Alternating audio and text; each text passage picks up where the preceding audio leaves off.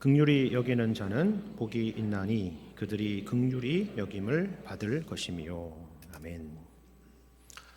우리 지금 계속해서 팔복 말씀을 살펴보고 있는데요. 오늘은 다섯 번째 내용입니다. 긍휼히 여기는 자가 복이 있다라고 말씀을 하시죠. 이것이 어떤 의미인가를 살펴보기에 앞서서 이 말씀 그 자체가 참 우리에게는 좀 흥미로운 말씀입니다. 왜냐하면 그럼 생각해 보세요. 우리는 사실 긍휼히 여기는 자가 복 있다고 생각하지 않고 긍휼히 여김을 받는 자가 복이 있다라고 생각을 합니다. 누군가의 정서적인 도움도 받고 또 이해를 받고 또 실질적인 도움을 받게 되는 사람이 복이 있다라고 우리는 생각을 하죠. 잘 됐다. 저 사람은 참 복이 많은 사람이네. 이런 생각을 하지 않습니까? 그러니까 뭔가를 받는 것이 우리는 복이 있다고 생각하지 누군가에게 내 거를 주는 것이 복이 있다라고 생각하지는 잘 못하는 부분이 있다 하는 것입니다. 하지만 오늘 말씀은 분명하게 우리에게 말씀해주고 있어요. 긍휼히 여기는 자가 복이 있다라는 겁니다. 자비로운 사람이 복이 있다는 거죠. 그렇다면 이것은 무슨 말씀일까요? 우리에게 없는 것을 누구에게 줄 수는 없을 겁니다. 그렇죠? 우리가 누군가를 긍휼히 여길 수 있다라고 하는 것은 먼저 우리가 그러한 긍휼을 입었다라는 것을 전제하는 표현입니다. 우리는 예수님의 십자가의 구속의 은혜로 구원을 받은 사람들입니다. 긍휼의 은혜를 입은 자들이죠. 그리고 우리가 예수님에게서 받은 이 긍휼의 특징은 뭐냐면요, 나에게만 머물 수가 없다라는 것입니다. 그런 특징을 갖고 있어요. 그래서 여기 긍휼히 여기는 자는 복이 있다라고 말씀을 하시는 것입니다. 누군가를 여러분 가운데서 누군가를 긍휼히 여기고 있다라고 한다면 그것 자체가 하나님의 백성, 천국 백성임을 증명하는 그런 증거이기 때문에 그렇습니다. 늘 말씀드리지만 여기 등장하는 이 팔복의 내용은요, 모두 다 천국 백성의 특징을 설명하는 그런 내용들입니다. 그렇다고 여기 이 8가지의 내용이 그냥 아무런 흐름 없이, 논리적인 흐름 없이 그냥 8개가 흩어져서 등장하는 것이 아니고 어떤 논리적인 흐름 가운데 이 말씀이 있습니다. 크게 두 부분으로 나뉘는데요. 8개의 복에 대한 설명이니까 죄송합니다. 두 부분으로 나누면 처음 4가지, 그리고 그 다음 4가지가 되겠죠. 첫 번째부터 4번째까지의 복은 주로 거듭났다는 게 무엇인가라는 것을 보여주는 내용입니다. 그리고 오늘 살펴보는 5째부터 마지막 8번째까지의 복은 주로 거듭난 사람의 삶에 대한 내용을 다루고 있어요. 지난주까지의 내용을 한번 우리가 잘 생각해 보자면, 먼저 심령이 가난한 자라는 것은 내 문제가 내 능력을 벗어나는 것임을 인정하는 그런 영적인 가난함이다라고 말씀을 드렸죠. 애통하는 자라고 하는 것은 그 문제라는 것이 다른 어떤 문제가 아니라 궁극적으로 내가 죄인이라는 것, 나의 죄 때문이라는 것을 인식하고 인정하고 슬퍼하는 것이다라고 말씀을 드렸습니다. 온유한 자라고 하는 것은 그러므로 이제 내가 내 인생의 중심의 자리에서 내려와서 나를 위해서 십자가에 죽으시고 부활하신 예수님에게 항복하고 그리고 순종하려고 하는 그런 겸손한 자세라라고 말씀을 드렸습니다. 그리고 지난주에 살펴봤던 의에 줄이고 목마른 자는 이제 그 빈자리에 주님의 것으로 채우고자 하는 마음이라고 말씀을 드렸습니다. 주님을 따르고 또 주님을 닮아가려는 그런 마음이라고 했죠. 이 자리에 계신 여러분들 모두 한번 내가 어떻게 예수님을 믿게 되었는가 하는 그 과정을 떠올려 보시기를 바랍니다. 각자마다 다양한 경험들이 있으시겠지만 모두에게 공통된 경험이 있다라고 하면 여기 예수님께서 4가지 복을 설명하신 내용들일 거예요. 인생에서 스스로 해결할 수 없는 벽을 만났고 또 그것이 나의 죄 때문이라는 것을 깨닫게 되었고 또 이 죄의 문제를 해결하기 위해서 오신 예수님을 믿고 또 영접하게 되었고 또 그 주님의 뜻에 순종하려는 마음을 가지고 살아가는 것, 이것이 예수를 믿게 되신 여러분들의 공통된 경험일 것입니다. 그것이 앞선 4가지 복에 대한 설명이죠. 특별히 지난주에 우리는 의에 줄이고 목마른 자라는 말씀을 살펴봤는데요. 이 의에 줄이고 목마르다라는 것이 무엇인지 한 가지 한번 예를 들어보겠습니다. 여러분 가운데 주변에 안 믿는 분들이 이런 질문을 하는 것을 아마 한 번쯤은 들어보셨을 것입니다.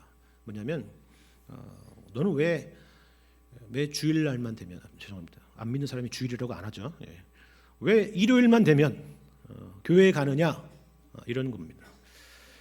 어떤 분은 주일 정도도 아니고 수요일도 가고 금요일도 가고요, 새벽에도 가고, 그렇죠? 구역 모임도 가고, 그리고 여러 성경 공부 모임도 가는 거예요. 그러니까 우리에게는 너무나 자연스러운 일인데 믿지 않는 사람의 입장에서 봤을 때는 이건 너무 신기한 장면인 거예요. 가족 중에 그런 사람이 있으면 좀 심한 말도 듣습니다. 그렇죠?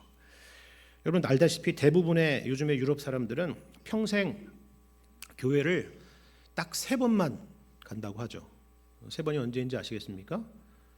태어나면 유아 세례를 받기 위해서 가고요, 결혼할 때가 되면 결혼식 때문에 교회를 가고, 그리고 마지막에는 죽어서 가죠. 그렇죠? 장례식으로 교회를 갑니다.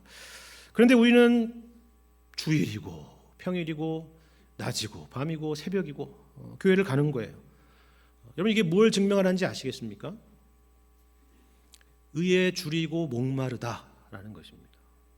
그러니까 이 의에 줄이고 목마르다라고 하니까 우리는 뭔가 거룩하고 거창한 표현으로 항상 생각을 하지만 사실 특별한 게 아니에요.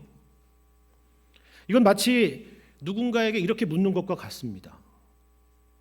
왜 당신은 아침에도 밥 먹고 점심에도 밥 먹고 저녁에도 먹고 그것도 부족해서 야식을 먹습니까? 이렇게 질문을 한다고 해보세요. 이유가 뭐예요? 배고프니까, 먹어야 사니까, 맛있으니까 먹는 거죠. 밥 안 먹고 물 안 마시고는 살 수 없는 거니까 그렇게 하는 것입니다. 마찬가지입니다. 그러니까 의에 줄이고 목마르다라고 하는 말은 그런 의미예요. 우리는 하나님 없이는, 그분의 말씀 없이는, 그분의 은혜와 생명 없이는 살 수 없다는 말이죠. 육의 양식만이 아니라 영의 양식이 일상이 되는 사람, 그 사람이 바로 천국 백성, 하나님의 자녀의 특징이라 하는 것입니다. 이처럼 앞선 4가지의 복은요, 주 안에서 거듭난 사람의 특징입니다. 주 안에서 새 생명을 얻은 자의 특징이라는 거죠. 그리고 마지막으로 의에 줄이고 목마른 자에게 약속된 것은 배부르게 될 것이다라고 말씀을 하셨습니다. 그렇다면 거듭난 우리가 주님의 것으로 만족하게 되고 배부르게 되었을 때 나타나는 현상은 과연 무엇일까요? 그것은 당연히 예수님과 같이 되는 것입니다. 주님의 형상을 본받게 되는 거예요. 그렇게 우리가 자라나는 것입니다. 그 중에 하나가 바로 오늘 말씀 가운데 있습니다. 남을 긍휼히 여기는 사람이 되는 것입니다. 그러니까 이것은 그저 세상에서 말하는 어떤 착한 성품과 같은 것이 아니라는 것입니다. 성령의 열매입니다. 하나님의 생명이 우리 가운데 있게 되어서 그것이 자라고 꽃 피고 열매 맺게 되는 그런 내용이 바로 남을 긍휼히 여기는 것이다 라는 거예요. 우리가 잘 아는 갈라디아서에 등장하는 성령의 9가지 열매 중에서 자비라는 것이 있다는 것을 기억하실 것입니다. 바로 그 자비와 똑같은 말이 오늘 본문에 긍휼이라는 것입니다. 그러니까 본문에 등장하는 이 긍휼이라고 하는 것은 세상적인 의미의 긍휼이 아니라는 거예요. 우리 주님의 긍휼이라는 것입니다. 제가 이 말씀을 항상 드리는 이유가 있습니다. 우리는 세상에서도 얼마든지 긍휼의 모습을 볼 수가 있어요. 자비나 긍휼이라고 하는 것은 기독교에만 있는 단어가 아니기 때문입니다. 우리가 갖고 있는 국어사전 안에도 있어요. 세상에도 있습니다. 세상에도 얼마든지 칭찬받을 만한 그런 훌륭한 자비와 긍휼을 베푸는 사람들의 모습들이 있습니다. 해마다 연말이 되면 이웃돕기 성금을 하는데요, 기독교인들만 하는 것이 아닙니다. 우리가 흔히 기부천사라고 부르는 사람들이 있잖아요. 어렵게 돈을 모아서 기부하는 그런 귀한 분들의 이야기가 가끔 뉴스에 나오는 것을 볼 수가 있습니다. 물질만이 아니라 시간과 재능을 어려운 사람들을 위해서 아낌없이 내어놓는 사람들이 얼마든지 있습니다. 하지만 같은 내용이지만 오늘 본문의 말씀은 그와 같은 것을 긍휼이라고 말하고 있지는 않아요. 왜냐하면 이 모든 것들은 예수님에게서 나온 것은 아니기 때문입니다. 귀하지 않다는 말이 아닙니다. 그것은 분명히 하나님의 일반 은총이에요. 하지만 그것은 복음의 뿌리에서 나온 것은 아니라는 것입니다. 물론 성경은 이런 것들을 엄격히 구분해 가지고 우리가 하는 행실, 우리가 하는 어떤 선한 행위에 대해서 이거는 그 예수님에게서 나온 것이고 이것은 개인적인 것이고 뭐 이런 식으로 구분을 하거나 지적하거나 정죄하는데 많은 내용을 하려고 있지 않습니다. 그건 성경의 목적이 아니에요. 도리어 성경의 초점은 그런 것을 구분하고 나누고 정죄하는 것에 있는 것이 아니라 언제나 성경의 초점은 여러분에게 있습니다. 우리에게 있어요. 어떤 방식으로 말씀하냐면 너희들은 그런 사람들보다 나아야 되지 않겠느냐라는 말씀으로 등장합니다. 예를 들면요, 우리가 읽은 마태복음 5장의 47절을 보시면 이런 말씀이 있어요. 뭐라고 말씀하냐면 예수님의 말씀인데 또 너희가 너희 형제에게만 무난하면 남보다 더하는 것이 무엇이냐? 이방인들도 이같이 아니하느냐? 그러므로 하늘에 계신 너희 아버지의 온전하심과 같이 너희도 온전하라. 이렇게 말씀해요. 무슨 말씀인지 아시겠죠? 남들이 어떠하든지 뭐 이방인들이 어떠하든지 그런 게 중요한 것이 아니라는 거예요. 지금 그 얘기를 하려는 것이 아니에요. 수학으로 하자면 지금 구구단을 외우는 수준으로 이방인들은 뭐 3단까지밖에 못 외우는 나는 9단까지 외운다. 그걸로 지금 실력 비교를 하지 말고 너희는 미적분을 공부하고 벡터를 공부해야 될 사람이다. 그 얘기입니다. 쉽게 말하면. 왜요? 너희와 너희의 수준과 목표는 안 믿는 사람들과 비교하는 정도가 아니라 누구와 같아야 된다고요? 하늘에 계신 너희 아버지의 수준과 같아야 된다는 거예요. 이것이 성경의 강조입니다. 이처럼 우리를 향하신 거룩한 요구가 있어요. 그런데 그 요구를 생각하기에 앞서서 어떻게 그러면 주님은 이렇게 우리에게 엄청난 요구를 하실 수 있는가? 너희 하늘 아버지의 온전하심 같이 온전하라는 정말 우리가 도무지 도달할 수 없을 것 같은 그런 요구를 하시는 이유는 무엇인가 하는 것을 생각할 필요가 있습니다. 이것이 바로 성경에서 언제나 강조하는 말씀이기 때문인데요. 이것을 잘 설명해 주는 예수님의 비유가 하나 있습니다.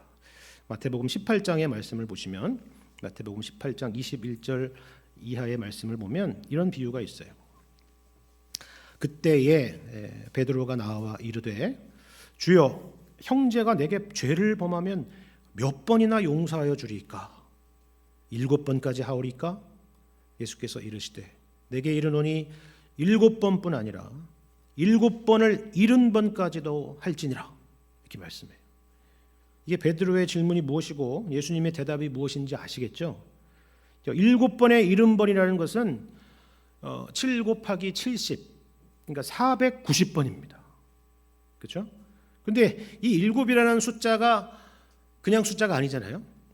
완전수라는 것을 생각하자면 이게 무슨 말이냐면 너희는 무한대로 용서해야 된다라는 것입니다. 여러분 이게 다만 윤리적인 말씀이라고 하면 우리는 할 말이 많을 거예요. 왜 그렇게 용서해야 되나요? 부터 시작해서 왜 그렇게 많이 용서해야 됩니까? 라는 생각도 할 겁니다. 하지만 이 말씀은 다만 윤리적인 말씀이 아니라 우리에게 주시는 신앙 안에 있는 하나님의 백성에게 주시는 그런 말씀이라는 것이 이어지는 비유의 내용의 핵심입니다. 용서할 수 있는 그렇게 무한대로 용서해야 되는 근거가 바로 여기에 있다라는 것이에요. 어디예요? 우리가 누구냐? 너희가 어떤 사람이냐라는 것에 우리의 그런 무한대의 용서의 근거가 있다라는 것입니다. 그럼 어떤 사람인데요? 이런 사람이라는 거죠. 23절 계속 읽겠습니다. 그러므로 천국은 그 종들과 결산하려 하던 어떤 임금과 같으니 결산할 때에 10,000달란트 빚진 자 하나를 데려오매 갚을 것이 없는지라 주인이 명하여 그 몸과 아내와 자식들과 모든 소유를 다 팔아 갚게 하라 하니 그 종이 엎드려 절하며 이르되 내게 참으소서 다 갚으리이다 하거늘 그 종의 주인이 불쌍히 여겨 놓아 보내며 그 빚을 탕감하여 주었더니 그 종이 나가서 자기에게 100데나리온 빚진 동료 한 사람을 만나 붙들어 목을 잡고 이르되 빚을 갚으라 하매 그 동료가 엎드려 간구하여 이르되 나에게 참아 주소서 갚으리이다 하되 허락하지 아니하고 이에 가서 그가 빚을 갚도록 옥에 가두거늘 그 동료들이 그것을 보고 몹시 딱하게 여겨 주인에게 가서 그 일을 다 알리니 이에 주인이 그를 불러다가 말하되 악한 종아 내가 빌기에 내가 내 빚을 전부 탕감하여 주었거늘 내가 너를 불쌍히 여김과 같이 너도 내 동료를 불쌍히 여김이 마땅하지 아니하냐 하고 주인이 노하여 그 빚을 다 갚도록 그를 옥졸들에게 넘기니라. 너희가 각각 마음으로부터 형제를 용서하지 아니하면 나의 하늘 아버지께서도 너희에게 이와 같이 하시리라 말씀이에요. 이건 무슨 말씀인지 아시겠죠? 어려운 비유가 아닙니다. 쉽게 말하면 1만 달란트 빚진 사람이 있는데 주인이 이 종을 불쌍히 여겨서 그 엄청난 빚을 다 탕감해 줬다는 거죠. 그런데 이 사람이 그 주인에게 채무자였을 뿐만이 아니라 또 다른 사람에게는 채권자였는데 이 사람에게는 빚을 갚지 않는다고 형사 고소를 해가지고 감옥에 가뒀다는 것입니다. 그런데 그 빚진 돈이 고작 100데나리온이었다는 것이죠. 이 말이 무슨 말인지를 이해하려면 이것을 다 현재 우리의 가치로 약간 환산할 필요가 있는데요. 성경에서 신약 성경에서 데나리온, 1데나리온이라고 하는 것은 보통 노동자 하루의 일당에 해당하는 금액이었다라고 말합니다. 그러니까 이 100데나리온이라고 하는 것은 약 3개월에서 4개월 정도 되는 월급의 총합이라고 할 수 있겠죠. 물론 먹고 쓰는 이런 돈 없이 그냥 온전히 다 모았을 때 그렇다는 것입니다. 그러니까 하루 품삯을 그냥 10만 원 정도로 단순 계산을 하자면 약 1,000만 원 정도 되는 돈인 거죠. 물론 적은 돈 아닙니다. 그렇죠? 누가 1,000만 원을 그렇게 쉽게 탕감해 줄 수 있겠어요? 그렇죠? 쉽지 않은 일이라는 거예요. 용서라는 것은 말처럼 그렇게 쉽지 않은 일이라는 것을 보여줍니다. 그런데 중요한 것은 우리가 누구냐 하는 겁니다. 우리는 1만 달란트 빚진 자였다라는 거예요. 그럼 1만 달란트는 어느 정도냐? 1달란트가 약 6천 데나리온 정도라고 해요. 그러니까 이것은 약 16년간의 연봉에 해당되는 돈입니다. 아무것도 안 쓰고 그냥 그만 온전히 모았을 때 16년 동안의 연봉입니다. 오늘날로 환산하면 대략 6억 원에 가까운 돈입니다. 그러면 1만 달란트는 얼마일까요? 6억 원 곱하기 1만, 그러니까 6조 원에 해당하는 돈입니다. 6조 원. 오늘은 계속 수학 이야기를 해서 죄송한데요. 예수님이 여기서 1만 달란트를 말씀하시는 이유는 우리에게 수학 문제를 풀자고 이런 얘기를 하는 건 물론 당연히 아닙니다. 말 그대로 비유죠. 이 1만 달란트의 의미는 쉽게 말해서 어떤 의미냐 하면은 절대로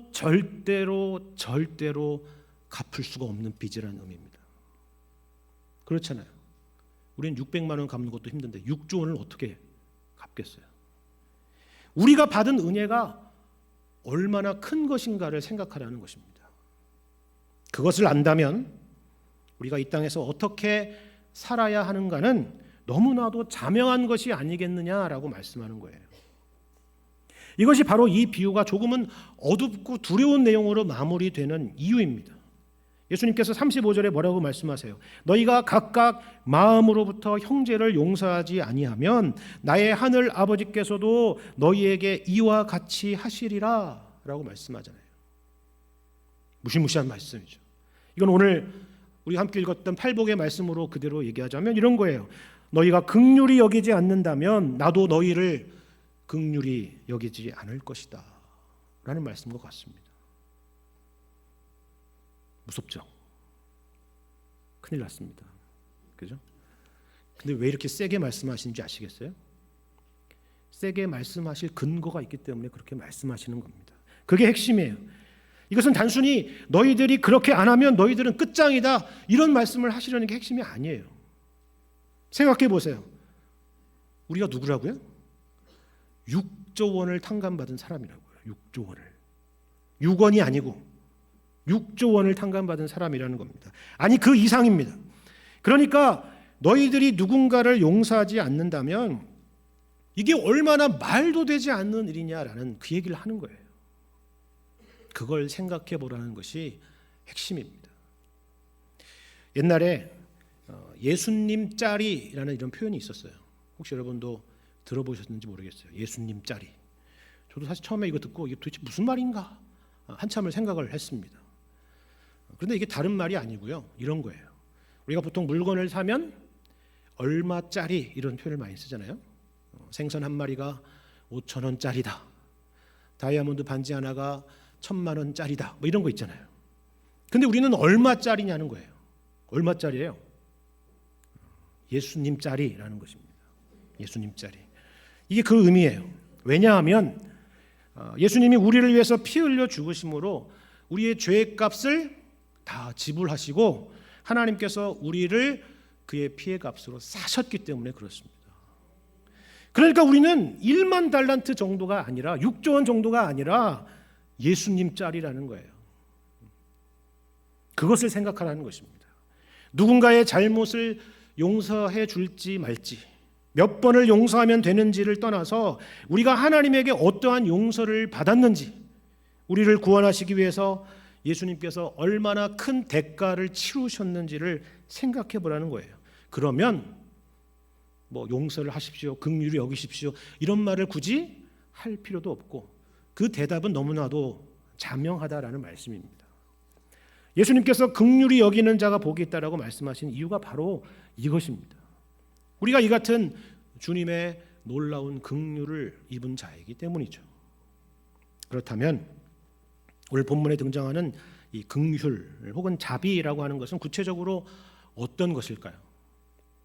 우리는 보통 은혜라는 것과 자비라는 것을 큰 구분 없이 사용할 때가 많이 있지만 사실 엄밀하게는 이 두 단어는 구분되는 단어입니다. 먼저 이 은혜라고 하는 것은 쉽게 말하면 받을 자격이 없는 자에게 주는 것을 은혜라고 합니다. 그렇죠.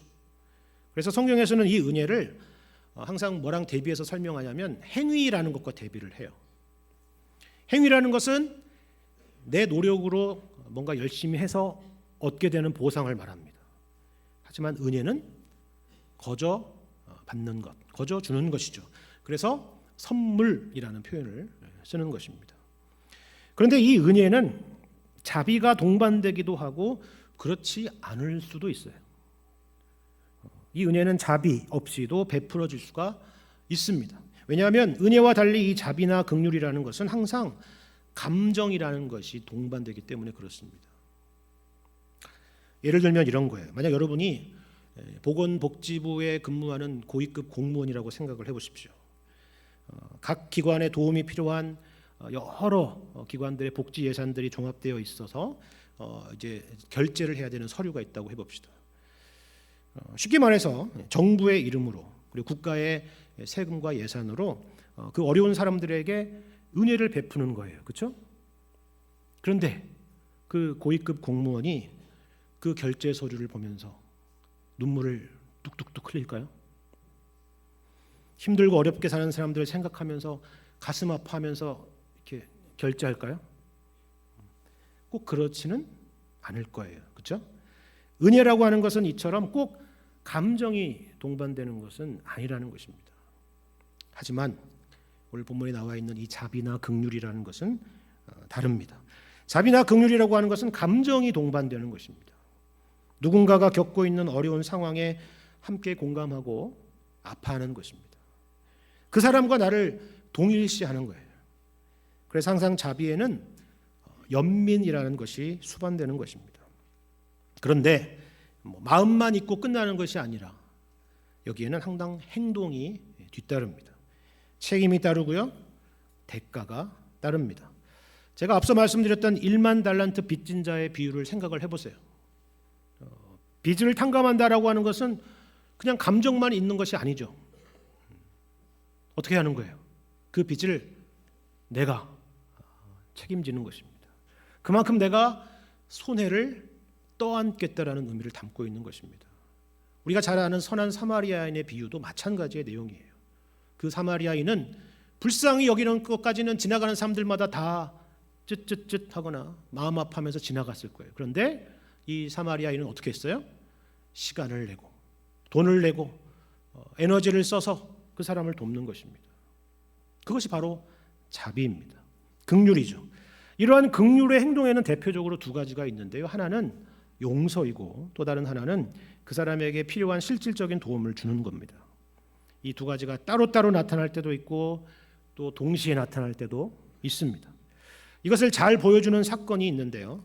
바로 창세기에 등장하는 요셉 이야기입니다. 우리가 잘 아는 이야기죠.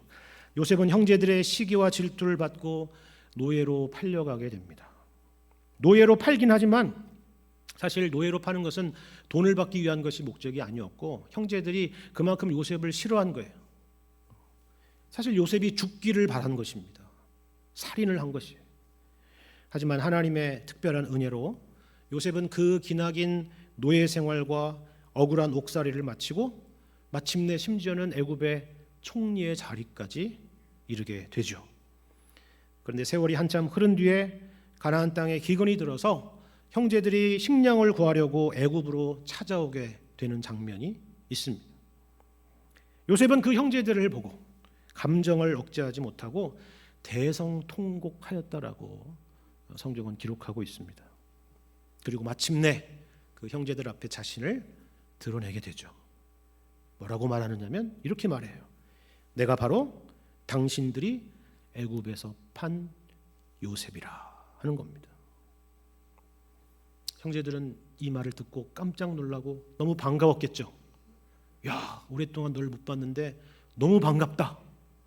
그랬을까요? 아니죠. 아마 그 말을 듣고 그대로 몸이 굳어버렸을 것입니다. 등에는 식은땀이 흘렀을 거예요. 그죠? 더군다나 요셉은 과거의 요셉이 아닙니다. 애굽의 총리죠. 하늘에 나는 새도 떨어뜨릴 수 있는 애굽의 실질적인 일인자입니다.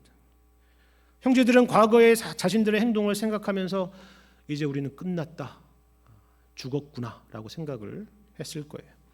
하지만 요셉이 바로 그때 이렇게 말합니다. 당신들이 이곳에 나를 팔았다고 해서 근심하지 마소서, 한탄하지 마소서.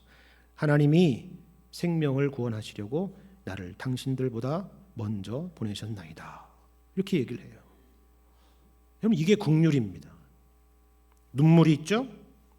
용서가 있습니다. 그리고 형제들을 실질적으로 돕습니다. 애굽에 정착할 곳을 마련하고 기근을 피하도록 돕죠. 어떻게 이 일이 가능했을까요? 요셉이 본래 착한 사람이었기 때문입니까? 아닙니다. 전혀 그렇지 않습니다. 요셉이 말하는 바와 같아요. 요셉이 말하는 바와 같습니다. 뭐예요? 하나님이 생명을 구원하시려고 나를 당신들보다 먼저 보내셨다라는 거예요.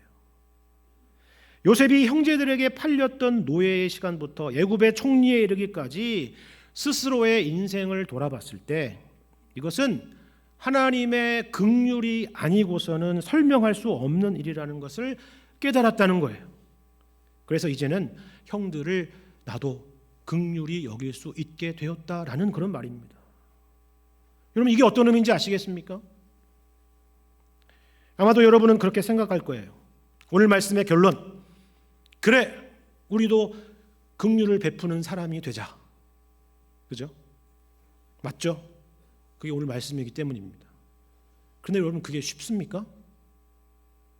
아니요. 앞서 제가 1만 달란트 빚진 자의 비유를 말씀드린 거 기억하시죠? 어떻게 시작된 이야기였냐면요, 베드로가 예수님에게 몇 번을 용서하면 되는지를 묻는 것으로 시작한 비유였습니다. 베드로가 왜 물었을까요? 베드로의 마음에 정말 용서하고 싶은 마음이 가득했다면 굳이 물어볼 일이 없었을 거 아니에요. 그렇죠? 수학 문제는 몇 페이지까지 풀어야 돼? 이건 무슨 말이에요? 풀기 싫다는 얘기잖아요. 그렇잖아요. 우리 인간의 죄된 본성은 긍휼하고는 거리가 멀다는 거예요. 용서보다 복수가 더 가깝죠. 나에게는 한없이 관대하고 다른 사람에게는 한없이 엄격한 것이 바로 우리들입니다. 하지만 이런 우리가 누군가를 긍휼히 여길 수 있는 사람이 될 수 있는 방법이 있습니다. 그것은 바로 앞선 팔복에서 4가지를 생각해 보시면 됩니다. 우리가 누구였는지, 우리가 어떤 은혜와 자비로 구원받았던 사람인지를 생각해 보시면 됩니다. 예수님이 누구신지, 예수님께서 우리를 위해서 어떤 희생을 치르셨는지, 이 예수님을 보내신 하나님은 누구신가 하는 것을 생각하면 되는 것입니다. 거기에 초점이 있어야 돼요. 제가 요셉과 형제들이 상봉한 이야기를 정말 짧게 말씀을 드렸지만 여러분 창세기를 한번 읽어보십시오. 사실 이 이야기는 그렇게 간단하게 몇 줄로 요약할 이야기가 아닙니다. 상당히 긴 이야기예요. 요셉이 그냥 형제들 왔다고 눈물 흘리고 허그하고 잘 왔다, 여기서 잘 지내면 된다, 그렇게 진행된 게 결코 아니에요. 전혀 그렇지 않습니다. 여러분 창세기 말씀을 읽어보시면요, 요셉의 복잡한 심경이 그대로 묻어나 있습니다. 여러분 이게 무엇을 말씀하는지 아시겠습니까? 요셉이 형제들을 용서하고 그들에게 긍휼을 베푸는 것이 과연 쉬운 일이었겠느냐는 거예요. 결코 그렇지 않다라는 것입니다. 형들이 어떤 사람이었다는 것을 잘 알죠. 자기를 보디발의 집에 노예로 팔아버린 사람입니다. 그 노예 생활을 하면서, 그리고 그보다 더 심각한 내일을 알 수 없는 칠흑 같은 감옥 속에서 수없는 시간들을 보내면서 얼마나 그의 마음 가운데 복수심도 함께 있었겠습니까? 거기다가 요셉은 지금 최고의 권세를 쥐고 있지 않습니까? 절대 쉽지 않은 일이었을 것입니다. 그런데 어떻게 이 일이 가능하게 됐다고요? 어떻게 형제들에게 긍휼을 베푸는 사람이 되었다고요? 하나님을 생각한 것입니다. 하나님께서 요셉 자신의 인생 가운데 베풀어 주신 긍휼을 생각한 것입니다. 그래서 형제들을 만나서 무엇보다 앞서서 제일 먼저 한 이야기가 뭐였어요? 하나님에 대한 이야기였다고요. 하나님에 대한 이야기. 우리가 누군가를 긍휼히 여기지 못하고 자비를 베풀지 못하는 이유는 바로 여기에 있습니다. 우리의 시선이 하나님을 향하거나 예수님을 향하지 않고 우리 자신을 향하고 있기 때문입니다. 우리 자신의 문제에 빠져 있기 때문이에요. 하지만 예수님께서는 오늘 말씀을 통해서 우리에게 하나님을 바라보라고 말씀하시는 것입니다. 우리가 1만 달란트 빚진 자였다는 것을 기억하라는 것이에요. 우리가 하나님을 반역했고 어둠 가운데 소망 없이 살아가다가 하나님의 은혜로 하나님의 자녀가 되었다라는 것을 기억하라는 것입니다. 우리가 이것을 기억할 때, 이것이 우리 마음 가운데 역사할 때 우리는 누군가를 긍휼히 여길 수 있는 그런 복된 삶을 살 수 있게 되는 것입니다. 그렇다면 오늘 말씀을 마무리하기에 앞서서 우리는 과연 그러면 누구를 긍휼히 여길 수 있을까요? 흥미로운 것은 오늘 말씀을 보시면 본문에 목적어가 없죠. 그냥 긍휼히 여기는 자가 복이 있다라고 말씀합니다. 이 말은 그 대상이 누구라도 될 수 있다라는 의미입니다. 나보다도 상대적으로 부족한 사람에게만 긍휼을 베풀 수 있는 것이 아니라는 거예요. 내 인생이 지금 이 밑바닥인데 내가 누구에게 긍휼을 베풀 수 있는가? 그런 생각 우리가 하잖아요. 그렇지 않다는 것입니다. 나보다 힘도 있고 가진 것도 많고 사회적인 지위도 있는 그런 대단해 보이는 사람도 우리가 얼마든지 긍휼을 베풀 수 있는 사람, 그래야만 하는 사람이라는 것입니다. 여러분 스데반을 기억하시죠? 힘을 가진 쪽, 그리고 스데반을 죽이려 하는 쪽은 사울과 그 무리들이었습니다. 하지만 스데반의 기도를 여러분 생각해 보십시오. 주여, 이 죄를 그들에게 돌리지 마옵소서라고 기도했습니다. 용서했고요, 그들을 긍휼히 여긴 것입니다. 이처럼 긍휼의 마음은 현실적인 필요에 국한된 것이 아니에요. 그 외형에 감추어진 그 내면의 그 영혼의 가련함을 볼 수 있는 그런 마음까지 필요한 것이죠. 물론 스데반의 경우처럼 우리가 그러한 사람들을 긍휼히 여긴다고 해서 세상 사람들이 고마워하지 않을 것입니다. 도리어 외면과 고난을 당할 수도 있죠. 하지만 우리가 기억할 것은 우리가 긍휼의 마음을 가질 때 우리 주님께서 우리에게 주시는 은혜입니다. 긍휼히 여기는 자는 긍휼히 여김을 받으리라 라고 말씀하시죠. 주님의 위로가 있습니다. 그리고 주님의 기억하심이 있을 것입니다. 우리는 그런 공동체를 꿈꾸죠. 서로의 허물을 용서해주고 괜찮다고 이해한다고 그렇게 어깨를 두드려주고 물심양면으로 서로의 필요를 채워주고 함께 슬퍼하고 또 함께 즐거워하는 그런 공동체를 꿈꿉니다. 맞습니다. 그것이 교회고요. 그것이 바로 천국입니다. 물론 우리는 완벽하지 않습니다. 하지만 우리가 우리 주님께 우리의 시선을 고정하고 우리에게 베풀어 주신 그 놀라운 은혜와 긍휼하심을 기억하며 우리가 서로를 돌아본다면 우리는 분명히 서로를 통해서 천국을 맛볼 수가 있을 것입니다. 우리 주님의 긍휼히 여기심을 맛볼 수가 있을 것입니다.